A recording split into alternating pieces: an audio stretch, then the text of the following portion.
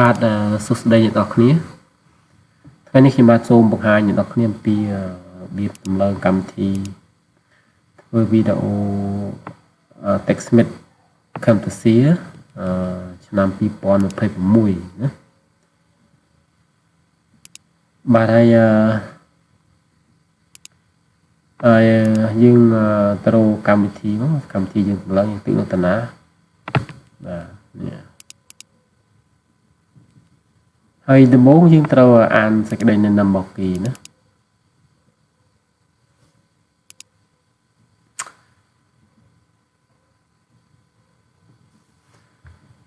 បាទហើយយើងកុំភ្លេចណាមុននឹងដំឡើងគឺយើងត្រូវបិទបាទ antivirus សិនណាបាទដើម្បីកុំឲ្យវាចាប់ឯកសាររបស់យើងដើម្បីខូចណាបាទបិទឥឡូវខ្ញុំបិទអស់ហើយនេះបាទមើលបិទអស់បិទទាំងពីរកន្លែងបាទអូខេឥឡូវយើងចាប់ផ្ដើមដំឡើងទី1នេះគឺយើងបើក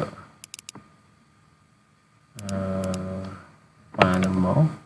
open អូខេអាកន្លែងនេះយើងអាចរើសភាសាណាដាក់ភាសាតាមយើងត្រូវការហើយបន្ទាប់មកចុចអូខេហើយយើងអាកន្លែងនេះគ្រីសទាំងពីរណាបាទហើយយើងចុចតទ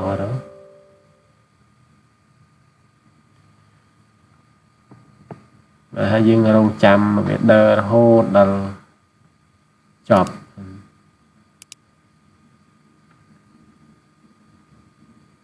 ហើយសូមបញ្ជាក់ផងដែរថាកម្មវិធីធ្វើវីដេអូ TechSmith Camtasia នេះគោលបំណងធំរបស់គេគឺប្រើដើម្បី record screen ណាបាទ record រួចហើយគឺវាទាញយកទៅដាក់ edit នៅក្នុងកម្មវិធីនឹងតែម្ដងបាទអញ្ចឹងកម្មវិធីពិសេសរបស់វាតែប៉ុណ្្នឹងឯង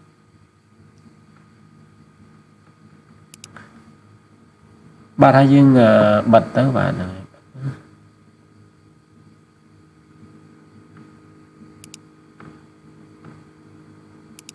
បាទគឺគេបិទណាបិទអត់អត់តែបើកប្រើទេណាបិទសិន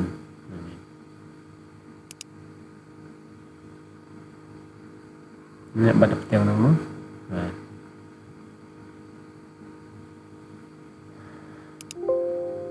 បាទយើងមកទៅចុចនៅលើtaskbar មកហើយយក task manager មកហើយយើងបិទចុច enter មកចុចលើកម្មវិធីCamtasiaហើយយើងចុច enter មកបិទភ្លុកបិទបាទហើយជាបន្តគឺយើងត្រូវក្រិចវាណាបាទ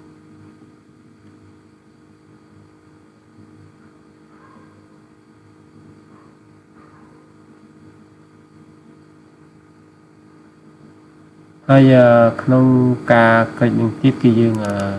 ត្រូវ copy បាទ copy paste នេះមកបាទហើយយើងយកទៅដាក់នៅក្នុងinstallation folder នេះ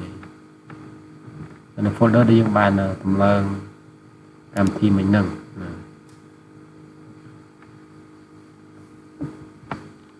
អូខេនេះជាសេចក្តីណែនាំណាគេត្រូវដាក់នៅកន្លែងណាទីមិញណាអូខេឥឡូវយើងទៅ install folder នេះកន្លែងនេះមកស្ដាំយក file location ហើយចុច paste មកបាទហើយ continue បាទកន្លែងនេះបើវាឲ្យយើង replace យើង replace ទៅហើយនេះបើសិនវាសួរ replace យើងត្រូវ replace អូខេឥឡូវmìnhម្ដងទៀតមក paste នឹងឲ្យ replace ណាវាសារមានហើយយើងឲ្យ replace ហើយយើងចុច replace មកចុច replace មក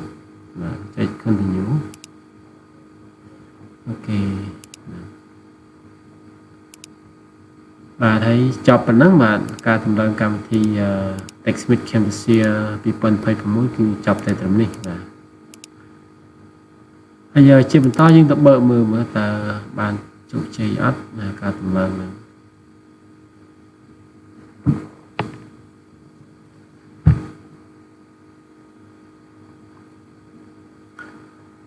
អូខេបើកបានហើយណាហ្នឹងហើយយើងមើលណាកម្មវិធី TechSmith Camtasia នេះមានប៊ូតុងសំខាន់ៗ3ទី1នេះគឺ record បាទទី1គឺទី2នេះគឺបង្កើត project ថ្មីហើយទី3នេះគឺបើក project ចាស់ហ្នឹងហើយហ្នឹងប៊ូតុងសំខាន់ៗ3ហ្នឹងហើយដល់ទី4នេះគឺយើង screenshot យកជារូបថតអានេះគឺយើងប្រើជាលក្ខណៈ AI ណាអូខេចាប់តែប៉ុណ្្នឹងឯងបាទសូមអរគុណសម្រាប់ការទស្សនា